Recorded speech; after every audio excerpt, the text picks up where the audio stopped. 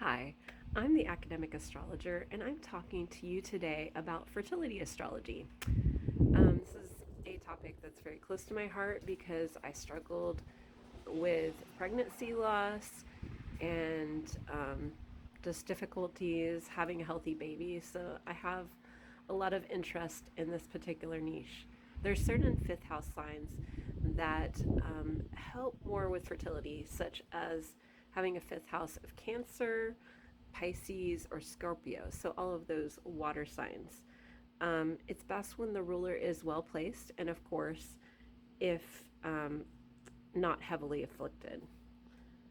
So another good sign to have in the fifth house is earth signs.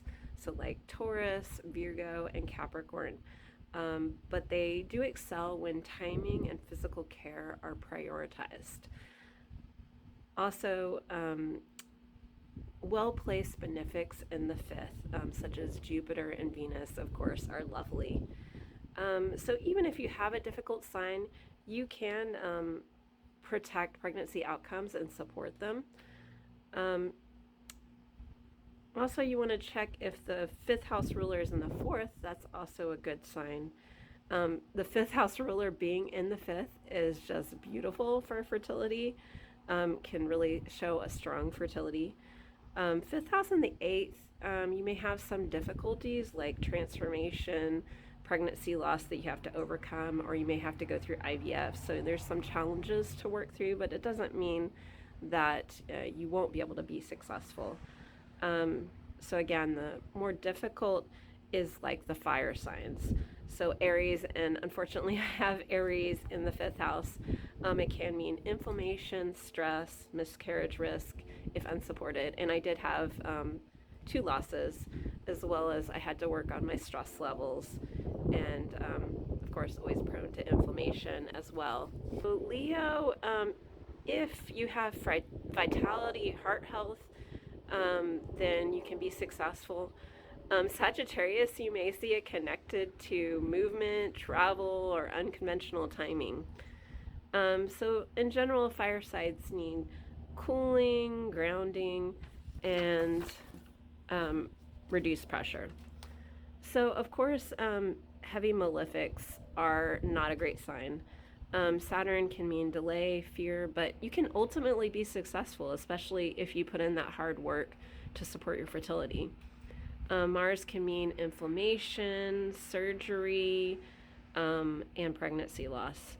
But if you have medical care and stress management and patience, then you can possibly overcome it.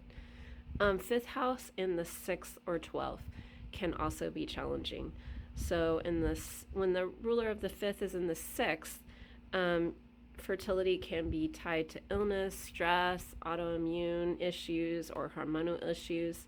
And in the 12th, you can have those hidden losses, like where you get a positive pregnancy and then next thing you know, you're not pregnant. So it can be sort of those hidden losses where people don't even know you're pregnant and you lose the baby.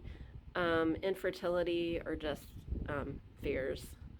But you could have success through treatment, through retreat, or alternative methods. Also, you want to look at whether the state of your moon. So if the moon is afflicted, then that can hurt fertility. If there's Saturn or Mars aspects to the moon, that can also be challenging. So they might not necessarily block pregnancy, but there can be miscarriage or endometriosis or different things that hurt your chances. So first you want to assess the condition of the moon. You want to look at the ruler of the fifth, and you want to look at aspects to Jupiter and Venus, transits to the fifth moon or the ruler.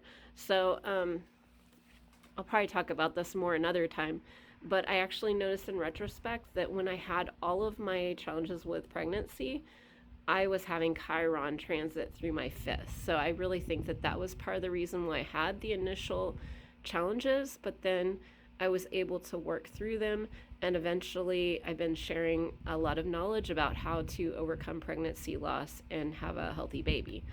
So I see that as very Chiron energy. Also, you want to look at relocated charts and parents because that can greatly affect if you have a challenged fifth house and then you move a far distance, it may actually totally change your chart, or it may change it for the worse as well. So you definitely want to look at those relocated charts as well as the lines and the params that are nearby. Again, I'm the academic astrologer, and I hope you have a great day. Thank you.